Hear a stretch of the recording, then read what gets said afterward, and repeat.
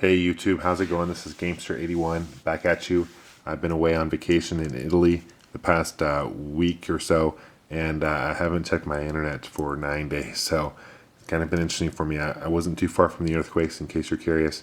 I didn't really feel it very much. I did feel the first one in Rome, but it wasn't anything major. But really cool. Highly recommend Italy. Very cool country, nice people. But I did get a lot of requests and a lot of comments, and I appreciate that. One request I want to take care of is from Vintage Video Game Geek. He wanted to see the family disk drive, Famicom disk drive for the Famicom, and so I want to do that. And keep your requests coming, guys. I'll do my best to take care of them all. I do have a list of systems I own and games I own on my page, so click on that if you're curious. If you see anything you want it reviewed or game you want to see, let me know. I'll be sure to cover it. So I think you guys are pretty familiar with this system. I think this was the Famicom released in Japan. This is better known in the States as the NES. Obviously a lot different looking. The controls are interesting. They're built in, and they're very much like NES controls. But here's the interesting thing on controller 2.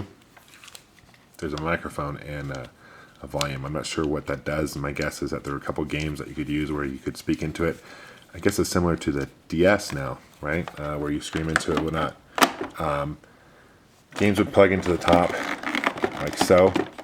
You've got an ejection thing, which I didn't really use, and I don't think many people use anyway. You get your power, your reset. Great system. Lasts a long time, actually. I think up until 2003.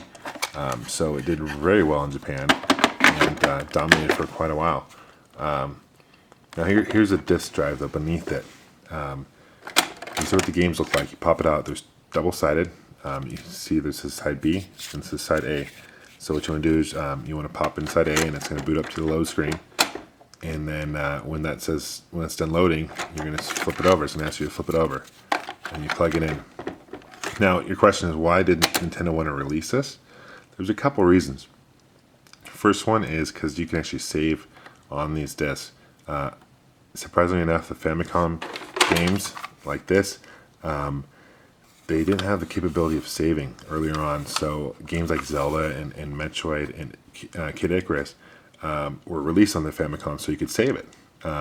They weren't built like NES cartridges where they had that built-in memory battery. So that was cool. Another cool feature was there's kiosks in Japan where you could go and copy games, load games, purchase games on a desk and play them. Now, that was also a drawback because there was huge piracy issues with the system. Now, an interesting trivia thing I learned recently about the system was Square Limited, which is better known as Squaresoft today, is released a bunch of games on this system, did horrible. In fact, so bad that they were on the verge of bankruptcy, and they had one last game on the Famicom that they released on cartridge, and it was called Final Fantasy because it was their final game that they were going to release because they had no money left. So they titled it Final Fantasy, and as you know, Final Fantasy is a huge hit and created a huge list of games since then. So that was kind of a cool story. I have a couple games. This is Kid Icarus. I covered Doki Doki earlier. Just a couple random games. They're cool. They're cool looking, and graphics are basically the same as the cartridge equivalent. There we go.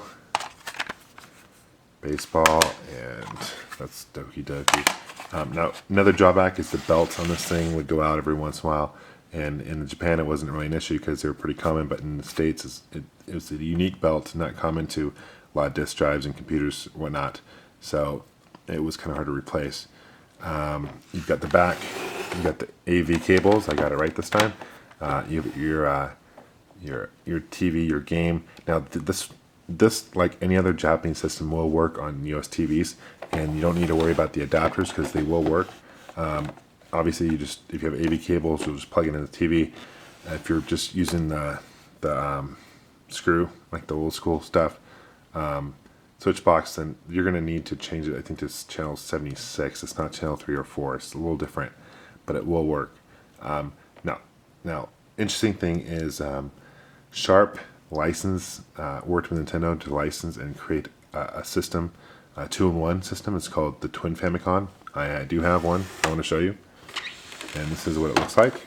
This is hideous pink.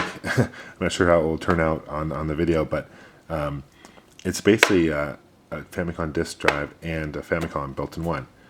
You've got your same remotes, basically same, again, they're built in and they're wired just like the Famicom. Your cartridge, and you've got your disc. Now this came in two colors, black or gray, dark gray, and then this hideous pink. I kind of got the pink because I thought it was kind of interesting. And you get your power, and you get your reset, and you get to switch between games, and you get your reset button, or your eject button rather. So there you have it. That's the Famicom and Famicom disk drive. If you guys have any questions, please post them, and I'll be sure to respond. And take care, YouTube. Thanks.